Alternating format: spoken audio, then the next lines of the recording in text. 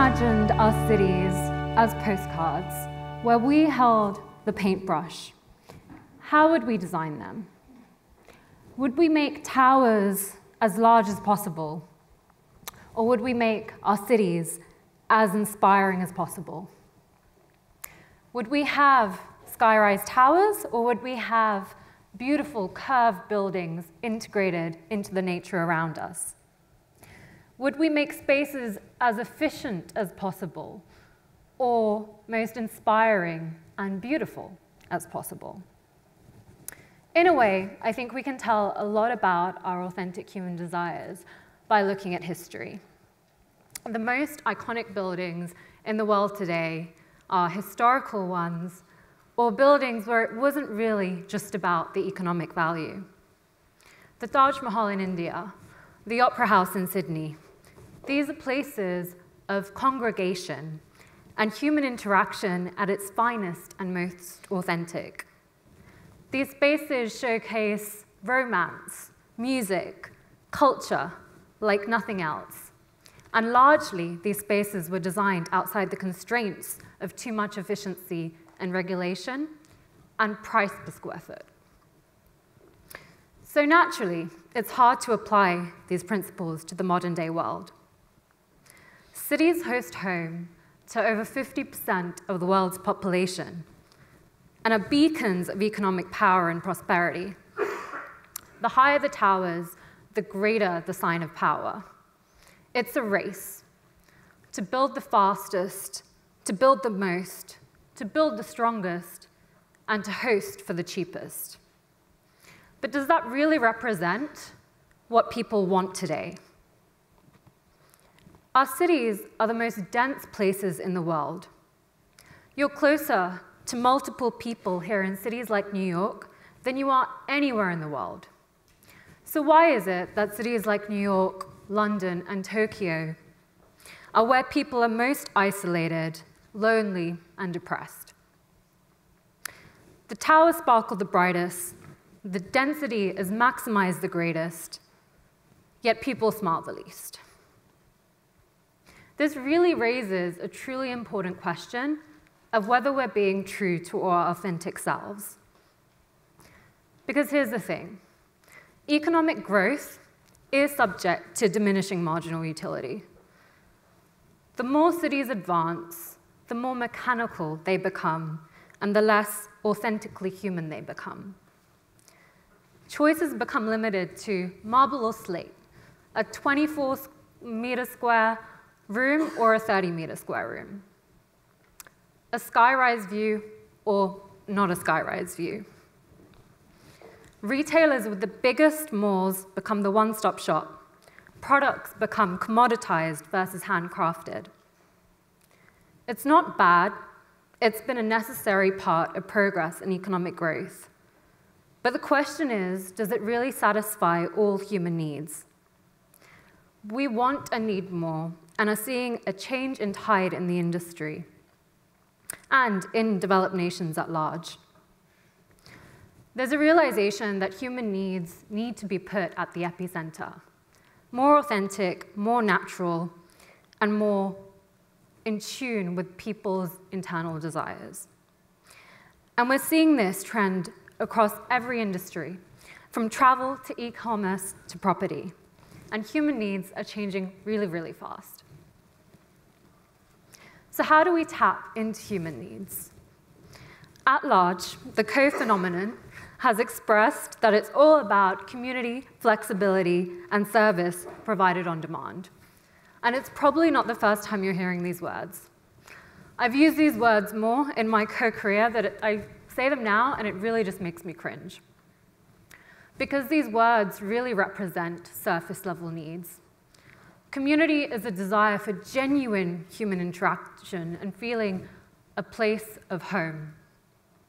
Flexibility is a desire for freedom.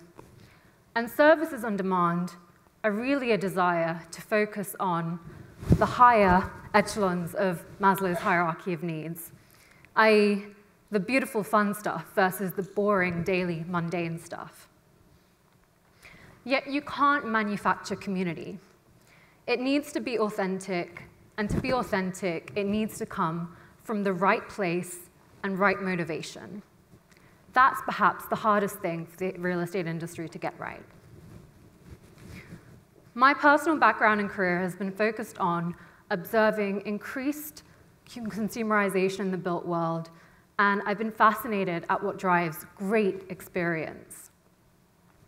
In my early career, I started out in finance on a trading floor in London, and I really thought I'd made it.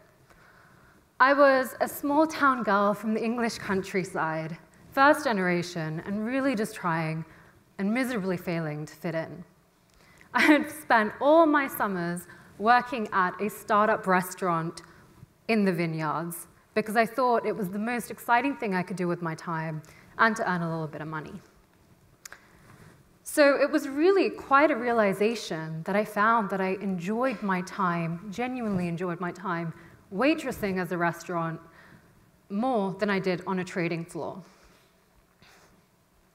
I reasoned it was a combination of an environment driven by true passion. Our chef would literally throw plates at the wall if they came back without the food being eaten. It's true passion. And also just the camaraderie between the waiting staff and the nervousness of putting down a dish in front of the customer because you really, really cared about them liking it. And also, just seeing that end-to-end experience and to feel an immediate human response from the work. I think this is why we're seeing more fully integrated real estate companies, because if you don't own that end-to-end, you feel more disconnected from it, and it's harder to really pay attention and to really feel that you're building for what the end consumer needs. You need to see that feedback loop. Everything in a good restaurant is done primarily and only to serve the end customer. They're really at the epicenter. Following finance, I worked with technology startups either side of the pond. And what became clear was that everyone was trying to respond to the same thing, what I call the democratization of decision-making, enabled by the internet. The internet has given everyone a proactive voice that companies and corporates cannot avoid and need to respond to in order to stay relevant. Democratized decision-making makes the market move quicker.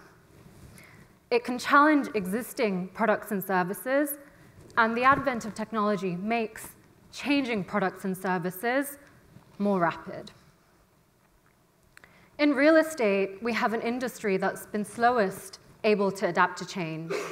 That's why companies that provide platforms and services to create change via technological layers faster or construct digital applications are seeing increased and enhanced value and valuations, because it is key.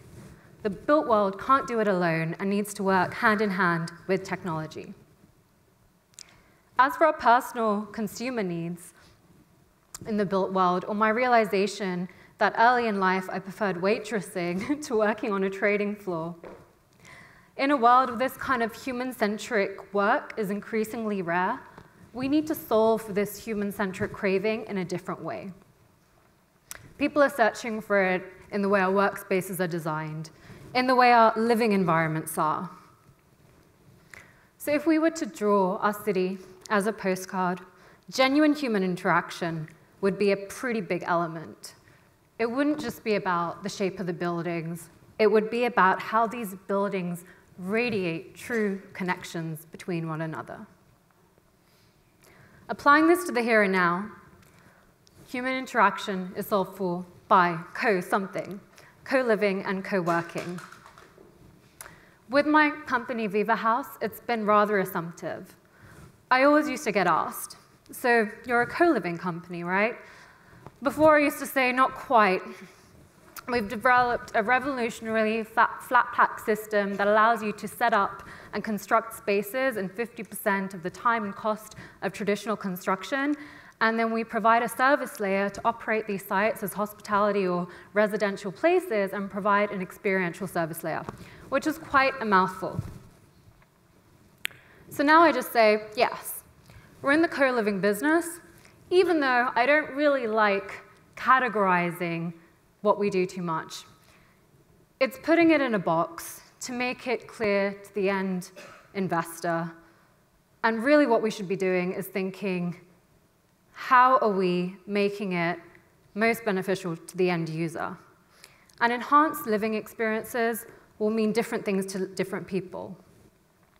We need to design and deliver spaces that meet people's personalized needs, but in a way that they can harmoniously live with people that may have different needs. And that's really quite a complex task.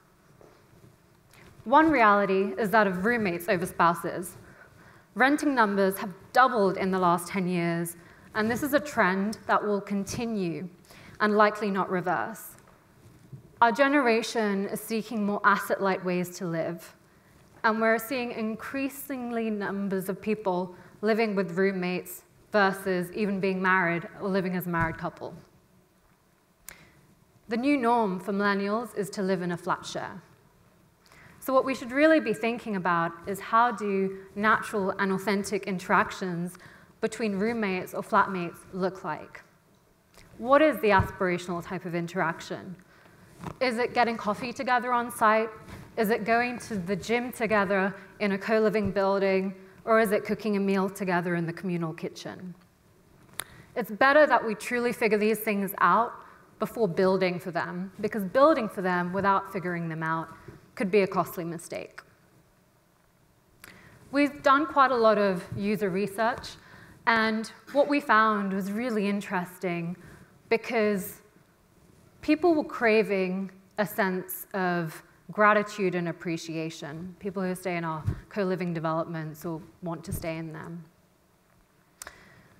One of the residents' ideas was to have a gratitude jar, where you can leave little notes such as, who's up for pizza later tonight, or thanks for leaving that bar of chocolate in the kitchen. In a time where there's so much focus on technology and app-driven interactions, it raises a really interesting question. Is technology adapting to humans, or are humans adapting to technology? In our postcard of an ideal city, we can't see technology. It just quietly enables in the background. It should make us feel safer, more time-rich, and more informed, adding utility and making experiences we want to enjoy much easier. Technology should be adaptive to what people truly want rather than enforcing unnatural behavior. Either that or technology needs to be a no-brainer to use, like a dating app.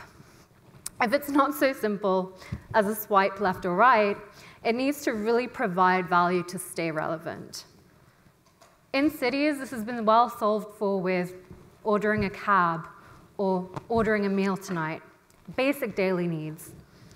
The technology stack to better enable living and working at large is a little bit more complex, as those needs are a little bit more complex. Trying to do it all raises a big question. Can we really turn housing into a service? Not just a place to sleep, but a layered, personalized experience where home can be booked and consumed as easy as a bite to eat. And why would we want to do this? Because services offer participation versus permanence, and so, quite simply, allow people to feel a lot more free. Freedom and flexibility being other innate human desires. So what do you need to be free? Monthly rolling contracts are one thing, but cheap enough rent to have enough disposable income to use on what you want is quite another. That's perhaps the argument for micro-living. Micro-rooms sort of split the crowd in this industry. You either think, yikes, that room doesn't look great, or man, that's awesome efficiency. Investors like them because the numbers stack pretty well, but they find it hard to get their heads around how people can share a bathroom or survive with just a tiny kitchenette. We've had a number of conversations where we've been told anything less than a 16-meter room is a birdcage. The reality is most second or third bedrooms in flat shares are much smaller than a bird cage, and they're really expensive bird cages. This is the reality of our urban cities. This is how the biggest amount of the population is living. It's recognizing that perhaps it doesn't have to all just be about a room. It's that the idea of home and family may not be what it's been in the past. A home can be your place to stay for a month. Your family can be your kitchen-sharing friends who you cook and eat with. An extreme example of this in the emerging market is a standalone modular unit. The idea behind these units is that you should be able to have a home within a 20-meter squared and fully flexible, ergonomically designed one at that. Products like the Japanese-made Muji can sell you a home for $20,000. You just need to go out and find the land and install it as a flat pack, as easy as IKEA. What if you had a number of these on a plot of land, forming a community, and an application where you could timeshare them, so you could drop around to other communities? That would certainly provide freedom and novelty, and it's a whole new definition of home. The thing is that humans crave both safety and stability, as well as novelty. We want to be kept safe, but also excited and delighted. So we really need to figure out how we blend both of these into a living environment, because that's the only way living environments will stay sticky. The products and services that do this best are the ones that will stand the test of time. Everyone is seeking home or that subconscious stability, all to slightly different degrees. If you look at the Wikipedia definition of home, it's this: the place where one lives permanently, especially as a member of a family or a household. This is perhaps a little bit outdated, right? Because it reflects the state of the current industry, real estate stock, which is for years being built, and being built because there was an active audience for it. But what's the reality today? How many people are living somewhere permanent or with a member of family? Even the word permanent causes quite a bit of confusion.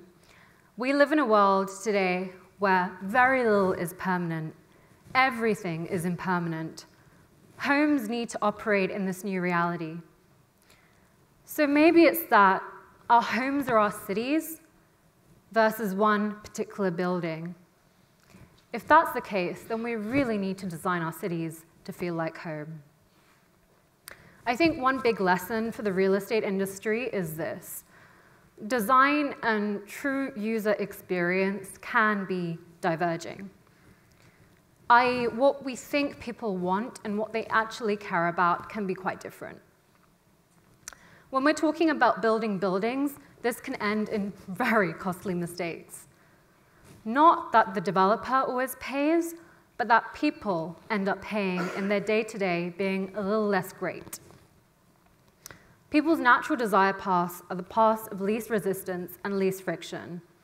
If they're not being catered for or fulfilled adequately, they'll rip through and emerge regardless, often causing havoc as a consequence. To succeed in building cities for humans, we need to be able to predict emerging desire paths. And in real estate, these are changing even more frequently than ever. So it's a good thing that the deepest of human desires tend to be most constant. So we should really pay attention to these. So this whole vision may seem a little bit of a utopia, as we're operating in the most regulated industry of all, and one with massive borders and constraints. Imagination is really a tool to break through these borders. In my case with Viva House, it was imagination and a lot of naivety. Borders are good, though, because it's where imagination gets started. So we can use these borders to our advantage to get creative, as long as we're brave enough and patient enough to do so, because true change really does take time. So if our cities were a postcard that we were able to paint ourselves, they would be wholly human-centric. A big helping of genuine human interaction, a dash of enabling technology, a chunk of stability, and a source of novelty and freedom. Each building and each dish would be presented with its own unique creative flair. Building cities for humans is possible as long as humans serve as the primary motivation. Getting that motivation right and at the forefront is perhaps our biggest challenge. But if we don't, there may be a bigger uprising ahead. Thank you.